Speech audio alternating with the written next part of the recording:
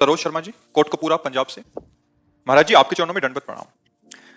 गुरुदेव, आपके आश्रम में आपकी बताई पद्धति से उपासना आपकी कृपा से ही हो रही है, पर फिर भी दो दोष इस अंतःकरण में बार बार आते हैं। पहला तो दूसरों में दोष दर्शन और अधिक परेशानी तब होती है जब यह मन इस उपासना मार्ग में जुटे दूसरे साधकों में भी दोष दर्शन करता है। दूसरा, महाराज जी, पूरा दिन अपनी दिनचर्या में सुदृढ़ ढंग से चलने का प्रयास करने पर भी कहीं ना कहीं दृष्टि भटक ही जाती है और चिंतन पर प्रभाव पड़ता है। गुरुदेव, अपनी कृपा दृष्टि बनाए और मार्गदर्शन करें। देखो, सबसे बड़ा दोष का जो मूल है उसे हम पहचान लेंगे, दाल पत्ते सब खत्म हो जाएंगे। वो है अहंकार। संस्कृति मूल शूल प्रदनाना, सकल शोकदायक अभिमाना, ताते करें कृपा निधि दूरी, सेवक पर ममता अति भूरी। ये जो हमारा अहम है, देह भाव में स्थित, यही हमारे समस्त बंधनों का मूल है। जब तक हमें गुणाभिमान अपने में नहीं होगा तब तक दोष दर्शन नहीं हो सकता। ध्यान रखना, हमें अनुभव में नहीं आ रहा है। अगर हमें किसी में कोई भी दोष दर्शन हो रहा है तो ये सच्ची बात है कि वो दोष आप में विराजमान है, तभी आपको दिखाई देता है। जैसे जिन महापुरुषों की दृष्टि में श्याम आए तो कह रहे जित देखूं तित श्याममयी, राम आए तो जड़ चेतन जग जीव जत सकल राम में जान, ब्रह्म आए तो सर्वम खलमिदम ब्रह्म, और हमारी दृष्टि में दोष आए तो सब दोष देखने का भाव। अपने में गुण दृष्टि, दूसरे में दोष दृष्टि, यही अहंकार की पहचान है। यही अहंकार जब प्रियालाल के चरणों में, गुरुदेव के चरणों में समर्पित हो जाता है तब अंदर भाव आता है, इनमें तो क्या दोष है। अगर हम अपने दोष देखें तो हम तो प्रियालाल के लायक ही नहीं हैं। तब एक दैन्यता आती है, उस दैन्यता में भगवान को रिझा लेते हैं। यही दरबार दीन को आदर, रीति सदा चली आई। हमसे गलती हो रही, उसका सुधार करो। रही दिनचर्या की बात कि उसमें पूर्णता हम नहीं परिपक्व हो पा रहे, तो दिनचर्या परिपक्व होने का मतलब है संबंध में कमी। जैसे संबंध हमारा पति से है तो ननंद, सास, ससुर, देवर सबकी सेवा करते हुए अंदर से भाव क्या है, ये मेरे पति के संबंधी हैं। इनकी सेवा का मतलब पति का प्रसन्न हो जाना। पति की अनुकूलता और प्रसन्नता के लिए वो पूरे घर की सेवा करती है। उसका लक्ष्य क्या होता है, पति। ऐसे ही जगतपति भगवान श्री हरि हमारे परम प्राण प्यारे हैं और सब उनके जन हैं। अब हम कहीं भी तो हमारी दिनचर्या उन्हीं की हो रही है। वो पति की सेवा नहीं कर रहे, पति के परिवार की कर रही है। पर उसको पता है जब शाम की ड्यूटी में आएंगे ना और ये देखेंगे कि सब हमारी, तो वो प्रसन्न हो जाएंगे। तो हमारी जीवन की शाम जब होने वाली होगी और हमने जीवन भर अपने पति को प्रसन्न करने वाले आचरण किए तो आके वो गलबैया डाल के हमें ले जाएंगे अपने परम धाम। हमको ये नहीं सोचना कि पाठ किया तो दिनचर्या और बर्तन मांजे तो दिनचर्या नहीं, वो भी दिनचर्या है। घर में सोहनी लगाना, सास ससुर की सेवा करना, बच्चे का दुलार करना, ये सब सेवा है, भगवत सेवा है। तो आप दिनचर्या में ही तो हैं। हाँ, जहां आपका अहम अलग मान लिया फिर वो अलग हो जाएगा। नहीं तो बोलो दिनचर्या की सेवा है क्या। हमारा सोना भी दिनचर्या है। जब हम भगवत मार्ग के पथिक हैं तो चलो वो ऊंची स्थिति नहीं है, तो इतना तो है कि हम अच्छे से सो जाएंगे, सुबह जगेंगे, फिर हम साधन करेंगे। तो वो सोना भी भजन हो गया, क्योंकि उस साधन के लिए हम सो रहे हैं, विषय विलासिता के लिए नहीं। संतान उत्पत्ति भी भजन हो जाएगा, क्योंकि सृष्टि भगवान की है और उसका सृजन करना उनका कार्य है और उस सेवा में मुझे बस समझना है। अगर समझ ठीक हो गई तो हर क्रिया भगवान की सेवा है और भगवान की सेवा का फल है भगवत प्राप्ति। भगवान सेवा के अधीन हो जाते हैं। तो आपको, आप क्या इसमें संशय है? कोई संशय समझ में आ रहा है ना जी? सिल्की चौधरी जी। महाराज जी, आपके चरणों में कोटि कोटि प्रणाम। गुरुदेव भगवान, मैं और मेरे शरीर के पति आपकी शरण में हैं। महाराज श्री, पुरुष शरीर के लिए संसार में रहकर श्री जी की अनन्य शरणागति सरल लगती है, परंतु मैं स्त्री शरीर में हूँ, संसार में हूँ, एक बहू हूँ, इसलिए मुझे अनन्य भाव से चलने में सांसारिक रीति रिवाजों जैसे कुल देवी पूजन, करवा चौथ को छोड़ना कठिन लगता है। आपकी समझ अभी कमजोर इसलिए है। सास के सेवा करती हो, ससुर की करती हो, अगर देवर है तो उसको भी भोजन पवाते, नंद है तो उसकी भी सेवा करनी पड़ेगी गृहस्थी में। तो ऐसी कुल देवी देवता हो गए, परेशानी क्या है? सासु की सेवा हम अगर करेंगे तो हमारी अनन्यता में बाधा आ जाएगी, ऐसा कभी उपदेश हुआ है क्या? तो कुल देवी को भी बड़ी सास मान लो, कुल देवता को बड़े ससुर मान लो, क्या फर्क पड़ता है? प्रीतम है राधा वल्लभ लाल, कोई फर्क नहीं पड़ता। केवल समझ हम सुधार लें। चराचर जगत हमारे प्रभु का पूजा स्थान है। हम लोग घर के कह रहे हैं कि आप चलो देवी की आराधना, हाँ चल देते हैं, जाते हैं, पूजा करते हैं और हृदय से कहते हैं कि आप राधा वल्लभ लाल, आप इस सब रूपों में हो प्यारे, आप अपने चरणों का प्रेम प्रदान कर। हो गया। महाप्रभु आदेश कर रहे हैं, सर्वान वस्तुतया निरीक्ष परम स्वाराध्य बुद्धिर्मम, मेरे प्रभु ही सब रूपों में विराजमान। फिर हमारी बाधा कहाँ पहुंच सकती है? अगर हम कुछ और देखें तो बाधा पहुंचे ना। मेरे प्रभु ही सब रूपों में है। सच्ची बात है कि वही है, दूसरा नहीं है। और हृदय का प्रेम होता है। बाहर से लड़ाई झगड़ा करना प्रेम नहीं होता कि हम ये नहीं, सब है, सब उसी का है। चतुर खिलाड़ी वही है, कहीं फंस ना जाए और निकल जाए, कोई जान ना पावे कि आप भगवान से इतना प्रेम करते हो। संसार का खेल, सेवा, सम्मान, सत्कार आप एक बिल्कुल गृहिणी की तरह कीजिए, जैसे एक संसारिक बहू करती है। कोई भक्ति का उसमें प्रभाव न दिखाइए, और जो कर रहे हैं वो सब अंदर से भाव रखिए, मेरे प्रभु प्रसन्न हो जाए। हो गए। देखो गोपीजनों की, आप तो मान लो शरणागत हैं, गोपीजनों को देखिए, पति की सेवा, पुत्र की सेवा, लीपना पूतना, घर के जितने कार्य वो सब वैसे ही कर रहे हैं जैसे एक सदग्रस्त नारी करती है, पर हृदय कहाँ है? मुरारी पादार्पित चित्तवृत्ति, श्री कृष्ण प्रेम में मतवाली है। तो बड़े बड़े वीतराग परमहंसों ने उनका यश गाया और उनको प्रणाम किया गोपीजनों को। उद्धव जैसे ज्ञानी भी चरण रज में लौट गए। वंदे नंद ब्रज स्त्रीणाम पाद रेणुम अभीक्षसा। बड़े बड़े महात्मा, सुखदेव जी, उद्धव जी, नारद जी, बड़े बड़े महात्मा गोपी चरण की वंदना की है। क्या बात थी? बात यही थी कि वो गृहस्थी में रह करके ऐसा प्रेम प्रभु का, तो फिर ये बात तो मान ही नहीं सकते कि पुरुष भगवान को स्वतंत्रता से प्राप्त कर सकता है और स्त्री भगवान को नहीं प्राप्त कर सकती। नहीं, ऐसा नहीं है। पुरुष और स्त्री भेष है, ये पोशाक है। जो हमारा स्वरूप है, ना स्त्री है ना पुरुष है, वो भगवान का दिव्य अंश है। हाँ, अब अगर हम नाटक में किसी में जाए और हमें स्त्री रोल मिले और हम स्त्री रोल ठीक से ना निभाएं, तो डायरेक्टर निकाल देगा ना, यार तुमको हमने स्त्री का रोल करने के लिए बोला था, तुमको। और अगर सही रोल किया ना तो उसको इनाम मिलता है, और पीछे होना स्त्री होता है ना, वो उसका पति होता है। वो तो 2 घंटे के लिए रोल था। ऐसे ही 80 वर्ष 90 वर्ष के लिए मुझे रोल मिला है, स्त्री का रोल मिला है या पुरुष का रोल मिला है, पति का रोल मिला है या पत्नी का रोल मिला है। बिल्कुल ठीक रोल निभाओ, अपने रोल को समझो, अपने स्वांग को समझो कि तुम्हें क्या रोल दिया इस सृष्टि में। एक माँ हो, किसी की पत्नी हो, किसी की बहन हो, किसी की पुत्री हो, तुमको वैसे रोल करना है। तुम्हें ये नहीं दिखाना है कि हम भगवान की भक्त हैं तो हमेशा व्यवहार करें। नहीं, भगवान का भक्त और बढ़िया व्यवहार करता है, क्योंकि पहले तो व्यक्ति देखकर व्यवहार करते थे, अब तो अपने प्यारे प्रभु को देखकर व्यवहार करते हैं। पुत्र में प्रभु, पति में प्रभु। तो यही तो, अगर ये बात नहीं समझोगी तो फिर, इसलिए हम, जो भक्त होता है विवेकवान होता है, बहुत विचारवान। एक बार रावण को सूचना मिली कि आपके घर में ही पोल है, ये विभीषण मकान में अपने राम राम लिखे है और ये आपके शत्रु राम का भजन करता है। पक्की सीआईडी पहुंच गई। वो मंत्री भी थे, वो भाई भी थे विभीषण जी। रावण क्रोध में आ गया। कोई दूसरा तो दंड दे नहीं सकता, क्योंकि भाई भी और मंत्री भी। क्रोध में आ गया, मंदोदरी साथ चली कि कुछ गड़बड़ न कर दे। साथ गए, विभीषण से कहा, हमें तो पहले सूचना मिली थी, मैं देख रहा हूं पूरे तेरे घर में लिखा राम राम, तू शत्रु पक्ष का है। तो भैया किसने कहा? बोले हमको तो ऐसा ही बताओ, दिखाई भी दे रहा है। बोले नहीं, रा से रावण आप और मां से मंदोदरी आप। अरे बड़ा प्रसन्न हुआ। भक्त चतुर होता है। और जब अवसर आया तब कहा कि राम भजे हितनाथ, तो अब जा रहा हूं। पूरी लंका का विध्वंस मच गया और लंकेश पदवी विभीषण जी को मिली। चतुरई रामई भजते चतुर नर। अपनी भक्ति को प्रकाशित मत करो। जब भक्ति का ज्वाला रूप हो जाएगा तो पतंगे उसे बुझा नहीं पाएंगे, भस्म हो जाएंगे। कोई भी विकार उसे नष्ट नहीं कर पाएगा। इसलिए जब तक चिंगारी है तब तक होश में, एक बूंद पड़ते ही वो शांत हो जाएगी। ज्वाला बनने दो, प्रेम आने दो, भगवान हृदय में प्रकाशित हो जाएंगे। कोई बाधा नहीं। जहां राधा वहां कौन सी बाधा? आनंद ही आनंद।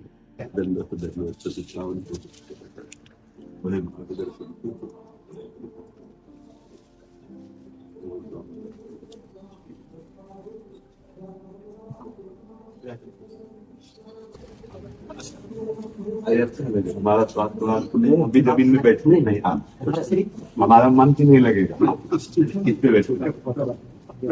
मैं केवल दर्शन के लिए आया, और दर्शन यहाँ से जो आनंद मिलता है इसमें आपको हर दिन में बैठा हूँ, और आपके कृपा से आपका दर्शन मिला। और मेले से आनंद जी महाराज, स्वामी कालिदास जी महाराज जी ने इनकी अन्य लिया, सिर्फ नारियल पानी पे।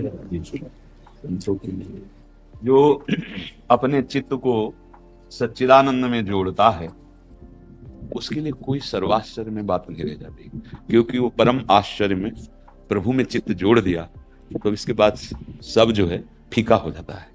जितने भी साधन हो, सब साधनों का सार है निरंतर चित्त वृत्ति का अपने आराध्य देव में तन्मय रहना। आराध्य देव का कोई भी नाम रूप हो या नाम रूप रहित निराकार भावना में हो, हमारी चित्त वृत्ति का निरंतर उसमें लगा रहना। तो जितने भी साधन हैं, जब सबका सार ये उदय हो जाता है कि चित्त वृत्ति भगवदाकार, जैसे गोपी जनों को कोई भी महापुरुष हो, सब जानते हैं कि कितनी प्रेम महिमा में स्थित थी, पर खास बात गोपी जनों की जो है वो मुरारी पादार्पित चित्त वृत्ति, एक एक चित्त की वृत्ति प्रभु में लगना। संपूर्ण चराचर जगत भगवान का ही स्वरूप है, पर मायामय है। हमारी चित्त वृत्ति सदैव माया में, नाम रूपों में, मायामयी लीलाओं में विचरण करती रही है।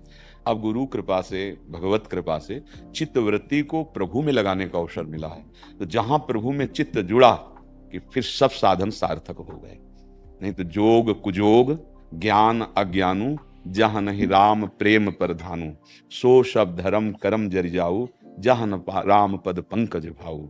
भगवान के चरणों का प्रेम, भगवान का चिंतन, वही कृष्ण है, वही काली है, वही शिव है और वही हरि है, दूसरा कोई नहीं है। वही भक्तों की भावना के लिए अपने आह्लाद का रूप धारण करते हैं, वैसे दर्शन करा देते हैं। जाकी रही भावना जैसी प्रभु मूर्ति, ये यथा माम प्रपद्यन्ते तास तथे भजामि। जब हमारा चित्त शरीर भाव में होता है तो भूख प्यास, लाभ हानि, मान अपमान, दुख सुख, ये सब व्यापता है, क्योंकि इसका अनुभव करने वाला वही चित्त है।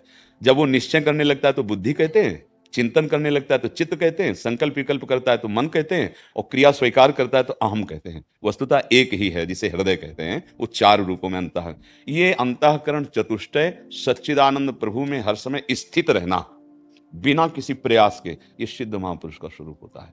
तो जितनी भी साधनाएं हैं, हमें खुद अपने न्यायाधीश बन करके ये देखते रहना है कि हमारा चित्त कहाँ है। अगर चित्त में थोड़ा भी भेद है, संसार है, वस्तु है, सम्मान है, अन्य आश्रय है, तो अभी उज्ज्वलता नहीं आई, अभी दिव्यता नहीं आई। इसलिए सदैव चित्त का अधिष्ठात्र वासुदेव है, चित्त का अधिष्ठात्र वासुदेव। वासुदेव का स्वरूप है वासना वासुदेवस्य वासितम भुवनत्रयम् सर्वभूत निवासोस्मि वासुदेव नमोस्तुते। चराचर जगत को अपने आराध्य देव के रूप में देखते हुए जो कर्तव्य मिला है, सबको कर्तव्य मिला है। जैसे आप जैसे महापुरुषों को कर्तव्य मिला है जा जाकर दर्शन देना, अपने अमृतमय वचनों से आचरणों से जगत को पावन करना। सतरति सतरति सा लोकांतार्यति, ये कर्तव्य है, करना पड़ेगा।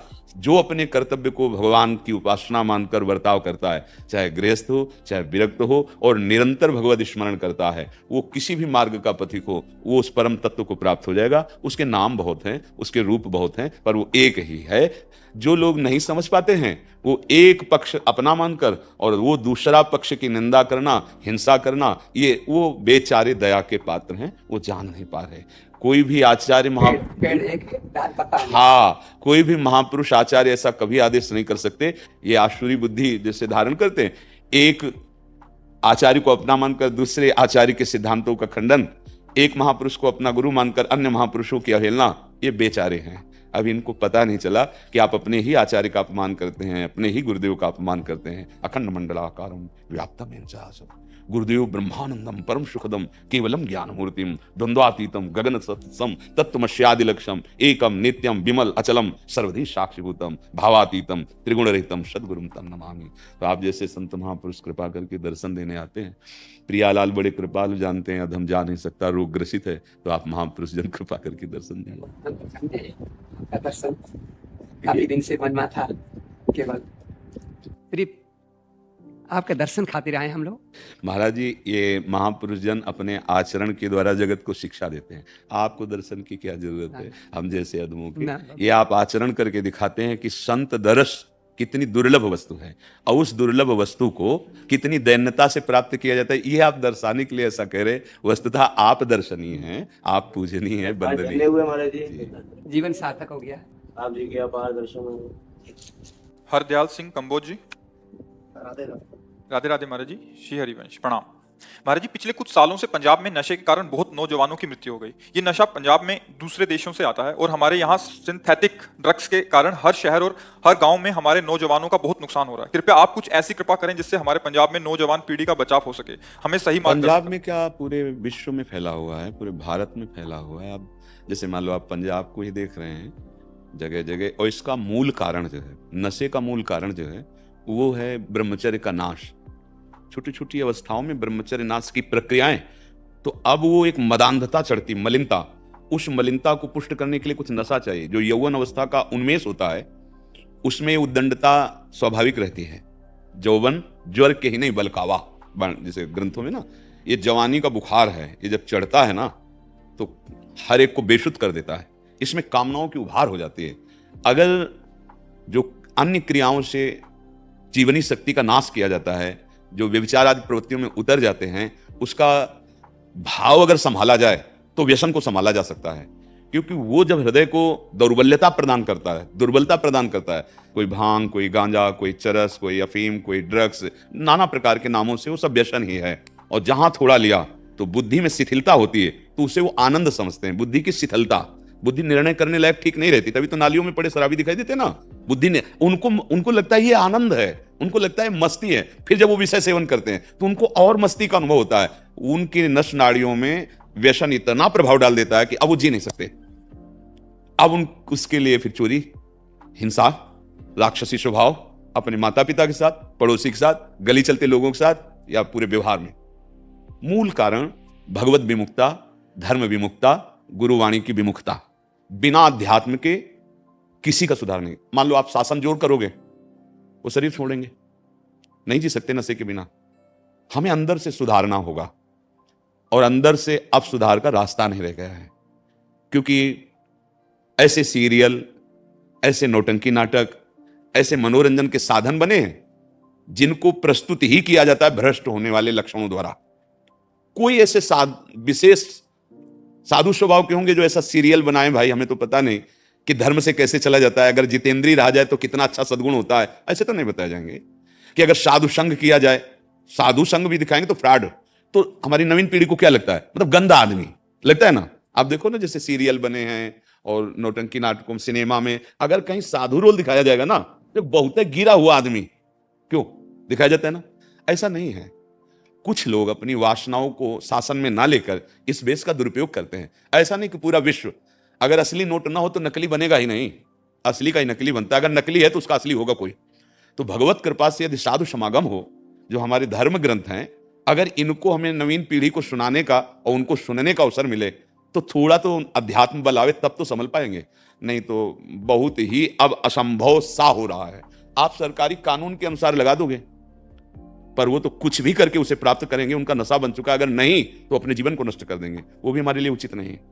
हमारी नवीन पीढ़ी इस हालत में पहुंच जाए, डिप्रेशन में पहुंच जाए कि वो अपने जीवन को नष्ट कर दे, ये भी उचित नहीं है। तो अब हाँ, एक उपाय है, अगर उनको सद्भावना दी जाए, सद्ज्ञान दिया जाए, सदचिंतन, जो बोले सो निहाल, जोर जोर से महापुरुष जन पुकार रहे, जो बोले सत्य है, वो वैभव संपन्न श्री है, वो काल से परे है, अकाल।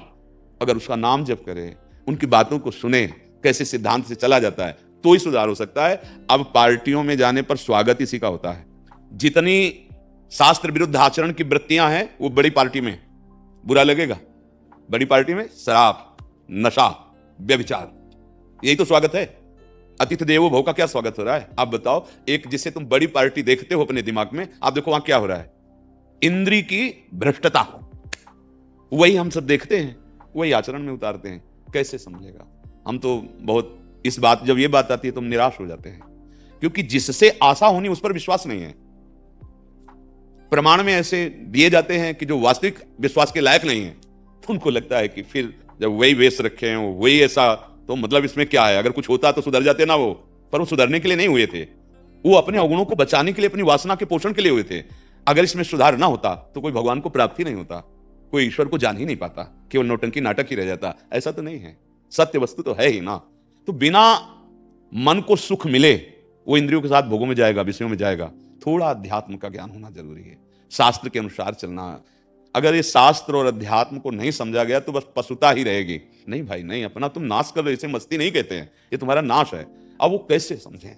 अंतःकरण अपवित्र हो गया है, माता पिता की भी बात नहीं मानते, शास्त्र स्वाध्याय है नहीं, गुरुजनों का तो कहीं प्रवेश ही नहीं है कि किसी संत महात्मा या गुरुद्वारे में जाकर बैठ करके गुरुवाणी श्रवण करें, उनके उपदेश जीवन में धार।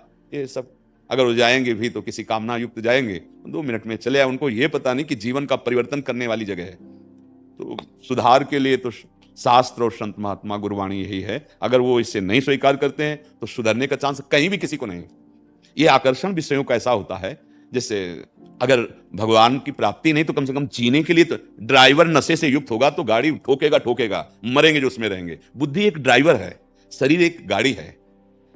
हम इसमें बैठे हुए हैं, हमारा ड्राइवर तो ठीक होना चाहिए, कम से कम बुद्धि तो ठीक होनी चाहिए। तो उसके लिए तो शास्त्र अध्यात्म चाहिए। अगर बुद्धि ठीक नहीं तो देखो ना, 5 मिनट में ऐसी गलती करा दी, आजीवन जेल। 5 मिनट में ऐसी गलती करा दी कि अगर तो जीवन बर्बाद, गोली मार दी गई। ऐसा कर, ये क्या हो रहा है? पशुता आ रही, राक्षसी बुद्धि आ रही। तो बिना अध्यात्म के तो हमें कोई रास्ता नहीं नजर आ रहा। आपको कोई आ रहा हो तो बताओ, शासन आप कितना करोगे? जब हमें गिरना ही है तो अगर आप 5 कानून बनाते हो तो 10 पॉइंट निकाल लेंगे निकलने के हैं। अगर आप 5 बचाओ पक्ष की चतुरता वाली, तो उससे भी चतुर माइंड के होते वो 5 और प्लस जोड़ देंगे बचने के। है, होता है, आप देख लो समाज में होता है। के लिए एक बार हमको धर्म का ज्ञान होना चाहिए, एक बार हम सत्य का ज्ञान प्राप्त करें, एक बार हम गुरुजनों के चरणों में बैठकर अपने जीवन का रहस्य, तभी हम नए नए बच्चों को प्रणाम करते हैं। कहते हैं धन्यवाद आपका, आपने हमारा व्यसन छुड़ा दिया, आप ऐसे। तो हम कहते हैं प्रणाम आपको जो आप हमारी बात मान गए। भगवान तुम्हारा मंगल करें, तुम स्वस्थ रहो, तुम्हारा जीवन उन्नतिशील हो यहां भी और परलोक में भी, क्योंकि तुम हमारी बात मान गए। आजकल कौन मानता है संतों की बात? अगर आप मान गए तो आप देख लो। जैसे पीछे हमने एक सत्संग में कहा था कि आप हस्तक्रिया आदि जो करते हैं आपके जीवन का नाश, तो बहुत से उदाहरण आए थे कि डॉक्टर कहते हैं कि आप अगर ऐसा करोगे तो स्वस्थ रहोगे। जैसे खून का डोनेशन किया जाता है तो खून बढ़ता है, स्वस्थता होती है। ऐसे ये सप्तम धातु कहीं इसकी थैली नहीं, आज तक डॉक्टर कोई नहीं जानता कि कहाँ है। नहीं ऑपरेशन करके निकाल दे कि ये वीर है, वो केवल निकलता ही मनोवाह नाड़ी से है। एक नाड़ी मनोवाह, वो जैसे मथानी डाल के आप दूध को मथो, कहीं घी नहीं है लेकिन वो घी निकाल देगी। ऐसे ही पूरे शरीर को जब काम भाव से वो गर्म होती है मनोवाह नाड़ी अंदर की, वो पूरे रक्त से जीवनी शक्ति खींच के बाहर कर देती है। 40 किलो अन्न में वो जीवनी शक्ति एक बार तैयार होती है संतान उत्पत्ति के। अब आप सोचो, आप अगर रोज नष्ट कर रहे हो या महीने में कई बार कर रहे हो तो आपकी हालत क्या होगी? वो आपकी स्मृति, आपकी स्वास्थ्य, आपकी विचारधारा, आपकी क्रियाएं सब पर बाधा पहुंचा देगी। थोड़ी सी क्या एकदम, अब वो जहर जाके रक्त में ऐसा बैठ गया कि तुम्हें जीने नहीं देगा उसके बिना। अब वो यही हालत हमारे नौजवानों की हो रही। गए थे विद्या पढ़ने, गए थे संयम सीखने उन्नति के लिए, और ढेर हो गए, अवनति को प्राप्त हो गए। तो अध्यात्म के बिना जीव का सदमार्ग, मंगल मार्ग, स्वास्थ्य रक्षा, बुद्धि रक्षा और भगवत प्राप्ति बिना अध्यात्म के नहीं। इसलिए पहले गुरुकुल में रखा जाता था बच्चों को कि घर परिवार समाज से हटकर ठीक उनको शिक्षा देना, ब्रह्मचर्य, जितेंद्रियता, राग रहित होना। तो वही जाकर उत्तम राजर्षि, राजा होते भी ऋषि शब्द लगता था, राजर्षि, और गृहस्थ हुए तो महापुरुष, संतानें होती थी बड़ी तेजस्वी। अब जब आप ब्रह्मचर्य छीण कर रहे हैं तो आपकी योग्यता ही नहीं रह जाएगी उत्तम संतान उत्पन्न करने की। और उसके लिए फिर नशा चाहिए, क्योंकि दिमाग को अब नशा में आ गए तो जीवन बर्बाद हो गया। माता पिता की हत्या तक कर देते हैं बच्चे, पैसा दीजिए नहीं तो राक्षस जैसा उसका स्वभाव हो गया, उसको पीड़ा प्रदान कर रहा है। तो बिना अध्यात्म के, बिना भगवान के आश्रय के, बिना नाम जप किए, बिना धर्म से चले, ये माया रौंद तो देगी। उसी के सब पार्षद है, काम, क्रोध, लोभ, मोह, मद, मत्सर, ईर्ष्या, द्वेष। उसको बड़ा बाजार है, बड़ा परिवार है। एक आक्रमण करे तो नाश कर दे, तो पूरे के पूरे समूह आक्रमण कर रहा है। बचा सकते हैं तो एकमात्र भगवान, भगवान का नाम। ये हमारी तो बस यही, ये छू छा मंत्र जंतर इनकी ताकत नहीं है कि हाँ भाई चले जाओ वहां, वो ऐसा कर देंगे तो कुछ नहीं। किसी का स्थायी हो जाए तो हमें बता देना आके कि भगवत प्राप्त हो गए, अब ये परम सुखी हो गए, अब ये निश्चिंत हो गए। वो केवल एक उपाय है, तुम्हारे अंदर है, तुम ही कर सकते हो, दूसरा कोई नहीं। सच्चे मार्ग के पथिक बनकर माता पिता परिवार की सेवा करते हुए, सबको सुख पहुंचाते हुए, नाम जप करते हुए अच्छा जीवन व्यतीत करो। अभी आप सुखी हो जाओगे, दूसरों को सुख देने वाले बन जाओगे। दूसरे तुम्हारे आचरण देख के कहेंगे कि धन्य इनके माता पिता। और आज हमारे बच्चों का, नई समाज का जो रूप बिगड़ता चला जा रहा है ना, वो बहुत शोचनीय है, शोचनीय है। वास्तविक सोच केवल पंजाब में ही नहीं है, क्योंकि आप वहां हो इसलिए आपको ऐसा लगता है, सर्वत्र इसका प्रभाव फैल रहा है। देखो ना, आप देखो सर्वत्र प्रभाव फैल रहा है। कोई माता पिता का अनुशासन, शास्त्र का अनुशासन, गुरुजनों का अनुशासन। स्कूल में अगर टीचर अच्छे हैं, समझाना भी चाहते हैं, और अगर वो शासन करें तो माता पिता विरोध, उनके नाम रिपोर्ट, उनको दंड। तो फिर कैसे सुधार कैसे होगा? बिना भय के इस मत वाले हाथी रूपी मन का सुधार नहीं हो सकता। जैसे मत वाला हाथी हो तो अंकुश ना मारे, घुटने पे आ जाता है वो। जो मारा अंकुश भावत घुटने पे बैठ जाएगा। ऐसे ही मन का अंकुश है शास्त्र, भगवान नाम, ज्ञान, महापुरुषों के पास बैठकर। तो मन को मारने का आपको अंकुश मिल रहा है ना, वो है नहीं तो मत वाला हाथी जिधर चाहता है भागता चला जा रहा है मन। इसलिए हमें तो लगता है अध्यात्म की शिक्षा मिले। मतलब होता है जब एक एक दिन में 3-3 घरों में जाना पड़ता है अफसोस करने के लिए, बहुत मन। बिल्कुल बिल्कुल, और ये बढ़ेगा अगर इसे अध्यात्म के द्वारा रोका नहीं गया तो ये बढ़ेगा। क्योंकि मनमानी के लिए कितना अर्थ किसके पास होगा? अच्छा, अर्थ भी होगा तो शरीर अविनाशी थोड़ी है, ये तो क्षीण हो रहा है। तो आपका डिप्रेशन बढ़ेगा, आपकी दिमाग की स्थिति कमजोर होगी, फिर क्या करोगे? क्योंकि शांति चाहिए सबको, सुख चाहिए, और वो मिलता है भगवान में। वो नशे में नहीं, वो भोगों में नहीं। भगवान कह रहे त्यागात शांति अनंतरम। जब आप गंदे विषयों का त्याग करेंगे तो आपके हृदय में शांति आने लगेगी, सुख का अनुभव होने लगे। आप सुख स्वरूप हो, आपको सही बात कि कोई सुख नहीं चाहिए। ये फंसा दिया माया ने। नहीं, देखो आप नींद में जब आप सुख लेते हैं उस समय आप क्या भोगते हैं, क्या करते हैं? आपको गाढ़ नींद आई है तो वो सुख जो आपको मिलता है नींद में, वो किस क्रिया से मिलता है? बोलो, कौन सी आप क्रिया करते हैं, कौन सा भोग भोगते हैं? पर आपको सुखानुभूति होती ना, आहा आज तो बहुत अच्छा सोया, ऐसा आता है ना। क्यों नींद में सुख मिला? क्योंकि संसार का चिंतन छूटा। सूक्ष्म बात पकड़िए, भोगों का चिंतन, कार्य का चिंतन, संसार का चिंतन छूटा ना, 5-6 घंटे आप एकदम स्वस्थ, एकदम आज तो बहुत अच्छा सोए, लगा नहीं? तो सोचो ये संसार का चिंतन कितना जलन देने वाला है। जब तुम चिंतन नहीं कर रहे थे तब तुम सुखी थे नींद में, और अगर जाग के भी तुम्हारी वही स्थिति रहे तो उसी को महात्मा कहते हैं, जो जागते हुए हर चेष्टा करते हुए भगवान के चिंतन में रहता है। सा वही मना कृष्ण पदारविंदयो, मस्त रहता है। मस्ती का उपाय भगवान है, नाम जप है, नशा नहीं है, गंदे आचरण नहीं है, बेविचार नहीं है, हिंसा नहीं है, रुपया पैसा नहीं है। आप करोड़ों रुपया, अरबों रुपया एकत्रित कर लो, आपका मन गंदा है तो आपको जलाता रहेगा, मारेगा आपको, आपके हाथ से आपको जहर खवाएगा, आपके हाथ से आपको मृत्यु दंड दिलवाएगा, क्योंकि आपका मन गलत चला है। अब वही तुम्हें गलत दंड देगा। मन सही ना तो गरीब भी होगे ना तो मस्त रहोगे, नमक रोटी भी खाओगे तो सुखी रहोगे। और अगर अपराध करोगे तो सोने की थाल में चाय खाओ पर चैन से सो नहीं सकते, एसी में बैठे हुए जलोगे, क्योंकि दंड तो मिलेगा, अपराध का दंड मिलेगा। वो बाहर से मिले ना मिले, तुम्हारा मन तुम्हें दे देगा, ये विश्वास करो। तुम्हारा मन तुम्हें जलाएगा, तुम्हारा मन तुम्हें दंड देगा। इसलिए सुधार का एक ही रास्ता है, भगवान का आश्रय लो, नाम जप करो। कृष्णा और यशवंत कुलकर्णी जी। राधा वल्लभ श्री हरिवंश महाराज जी, आपके चरणों में कोटि कोटि प्रणाम। गुरुदेव, हम नई मुंबई से आए हैं, हमारा वहाँ खुद का स्कूल है। आपसे सत्संग में सुना था कि बच्चों के स्कूल से ही अगर आध्यात्मिक शिक्षा मिले तो एक संस्कारी व्यक्ति का निर्माण होगा। आपकी इसी इच्छा को आदेश मानकर हमने स्कूल के सभी छात्रों को श्लोक, मंत्र, भजन आदि पढ़ाना शुरू किया है। अब पूरा स्कूल भागवतिक भाव से भर गया है। ये कार्य आपके चरणों में समर्पित है, और आगे किस प्रकार कार्य करें और मार्गदर्शन। हाँ, बस आचरण सुधार पर दृष्टि रखी जाए।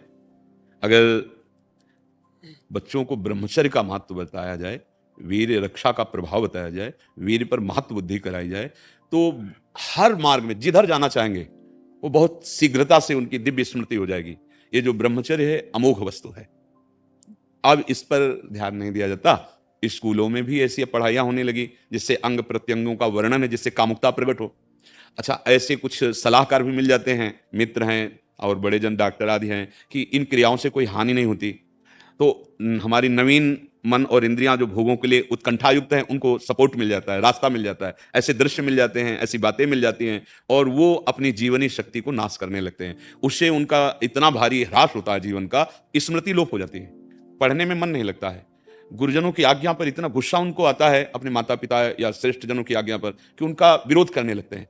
अगर आप टीचर हैं, आप उनको डांट कर सही रास्ते की बात, तो आप वो जरूर ऐसा व्यवहार करना चाहेंगे कि आप डर जाएं और आप उनको ना डांटें। माता पिता से शिकायत या रिपोर्ट करवा देना या ऐसे लांछन से युक्त करवा देना, बहुत बहुत विचित्र दशा हो जाती है। अब वो इतने कमजोर हो जाते हैं कि वो बात ना अपने गुरु से कह सकते हैं, ना अपनी माँ से कह सकते हैं, और प्रवाह उधर गिरता चला जाता है, क्योंकि उनको लगा कि इसमें सुख है।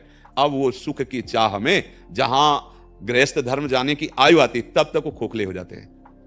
अब वो इतना, जिसे डिप्रेशन आजकल कहते हैं, वो बढ़ रहा है। उसका कारण यही है, छोटी छोटी बात में एकदम निराश हो जाना, मानो जीवन को नष्ट करने की बात ले आना। ये ब्रह्मचर्य हानि से होता है। अगर हम उनको शास्त्र, श्लोक, महापुरुषों के चरित्र बताएं, श्रवण में मंगल है, पर आचरण में उनके पहले सुधार किया जाए। ये संस्कार 13 वर्ष की अवस्था से लेकर 28-30 के बीच में ही सब बर्बाद होते हैं, जितने होते हैं जो बिगड़ेल स्वभाव होते हैं, इसी बीच में आते हैं। अगर ये समझाया जाए कि बिना ब्याह हुए, जब तक ब्याह आप ब्रह्मचर्य का पालन करें और आप कोई भी नशा ना करें, 2 बातें अगर ये आचरण में सही ढंग से आ जाएंगी ना, तो सारी बातें अपने आप आ जाएंगी। जब हम ब्रह्मचर्य क्षीण करते हैं तो एक ऐसी प्रमाद स्थिति आती है, एक अलौकिक अशांति, मतलब कारण क्या कुछ उसको पता नहीं चलता, एक जलन, एक शरीर में टूटन, एक अलग तरह की सोच। अब उसको मिटाने के लिए वो नशा लेता है, ड्रग्स है, गांजा है, भांग है, या और जो नशा है। अब वो नशा में उन्मत्तता बढ़ी, शरीर में हीट गर्मी पैदा हुई, वो फिर और उसी आचरणों के, गिरने वाले आचरणों में, अब उसकी हालत बहुत बुरी होती चली जाती है। भले हाथ में डिग्रियां हो, लेकिन वो किसी काम का नहीं रहता। अर्थ प्रधान बुद्धि, भोग प्रधान बुद्धि, न देश सेवा कर पाएगी, न समाज सेवा कर पाएगी। भगवत सेवा तो बहुत ही दुर्लभ बात है। तो आप लोगों को धन्यवाद है कि आप नए बच्चों को शिक्षा भागवतिक देने की भावना रखते हैं, पर 2 पर विशेष ध्यान दीजिए, क्योंकि आजकल जो गर्लफ्रेंड, बॉयफ्रेंड ये सब चले हैं ना, ये बहुत ही विष जैसी बीमारी है। ये पहले तो था कि माता पिता का संकोच, समाज का संकोच, अब ये तो गर्व से कहा जाता है कि भाई हमारे 2 बॉयफ्रेंड हैं, हमारे 3 गर्लफ्रेंड हैं। है क्या ये है क्या? तुम्हारे अभी जीवन की भूमिका भी नहीं बन पाई और तुम नाश की नींव रख दी। पतन की नींव रख दी, ये क्या है क्या? अरे थोड़ा वयस्क हो, परिपक्व हो, तुम्हारा ब्रह्मचर्य परिपक्व हो, फिर आप पाणी ग्रहण करो धर्म के अनुसार, फिर आप देखो तो पति पत्नी में प्यार, जो संतान होगी वो उज्जवल भविष्य वाली होगी, शरीर पुष्ट, सब बुद्धि पुष्ट। तो अब ये समझाने की जरूरत है कि ब्रह्मचर्य पर ध्यान दिया जाए, कोई नशा न किया जाए, और सोने जागने और खाने पीने का संयम। विद्यार्थी को 6 से 7 घंटे तक सोने के लिए, क्योंकि नई अवस्था होती है, तो बस 6 से 7, जैसे साधक को 4 या 5 घंटे, अच्छे जो साधक होते हैं 3 घंटे में अपना काम पूरा कर लेते हैं, क्योंकि जो इंद्रियों को विश्राम चाहिए भगवत चिंतन से मिलता है। अब वो बच्चे हैं, इतना तो भगवत चिंतन है नहीं, तो उनको 7 घंटे से ज्यादा नहीं। अब वो अगर रात्रि में जग करके पढ़ते हैं तो फिर दिन में थोड़ा सो लें, पर एक संयम, नींद का संयम और भोजन का। ये जो आजकल चला है ना भोजन, ये बाजारू, ये सब चाट वाट, खाने पीने वाला, ये आंतों खराब करने वाला और ब्रह्मचर्य को छीण करने वाला। आप कुछ क्रिया न करो, गलत भोजन हो तो आपका ब्रह्मचर्य छीण हो जाएगा, वो दोषयुक्त हो जाएगा। इतनी लाल मिर्च, खटाई, मैदा और जो चीज वगैरह नहीं लेप करते हैं, वो सब आपके लीवर को खराब करने वाली चीजें हैं। वो ज्यादा पौष्टिक नहीं है। आप समझते हो कि हम बलिष्ठ चीजें पा रहे हैं, नहीं। आप उनको खान पान की शिक्षा दीजिए, और अगर कुछ भी भोजन पावे तो एक बार भगवान का नाम जरूर चाह ले, राधा राधा। वो भोजन उनकी बुद्धि को सुधार कर, भोजन जब जाता है ना, वो बुद्धि पर प्रभाव डालता है। अब आजकल कहाँ जूता पहने, लघु शंका किए हुए हाथ है, उनको भी नहीं धोना, प्रक्षालन करने का भाव ही नहीं, मतलब एक पशुता आती चली जा रही। इस पर जरूर ध्यान दो। दैनिक दिनचर्या यदि सही होगी तो थोड़ी पढ़ाई भी उनको आगे बढ़ा देगी। बहुत घंटों पढ़ते हैं बच्चे, जैसे देखो ना, घंटों पढ़ते हैं।